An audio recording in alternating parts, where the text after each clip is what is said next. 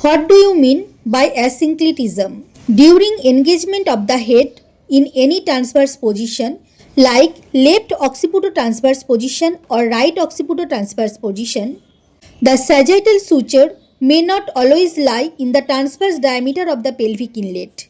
It may either lie anterior or posterior to it due to lateral inclination of the head. This deflection of sagittal suture away from the transverse diameter of pelvic inlet is called asynclitism. In case of synclitism, sagittal suture corresponds to transverse diameter of pelvic inlet. Moderate degrees of asynclitism, that is asynclitic engagement, are common phenomenon which occurs in most of the cases, and severe degree of asynclitism occurs in cephalopelvic disproportion. Synclitism occurs only in 25% of the cases. What do you mean by anterior asynclitism and posterior asynclitism? Nomenclature of asynclitism, anterior or posterior, corresponds to the parietal bone which becomes the leading one. First, anterior asynclitism. When the sagittal suture is deviated posteriorly and lays nearer to the promontory, the anterior parietal bone becomes the leading presenting bone and is called anterior asynclitism.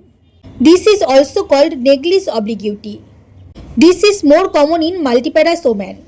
Now, posterior asynclitism. When the sagittal suture is deviated anteriorly and lies nearer to the symphysis pubis, the posterior parietal bone becomes the leading presenting bone called posterior asynclitism. It is also called Leadsman obliquity. It is more common in primigravida due to the tense anterior abdominal wall. Now, what is the advantage of asynclitism?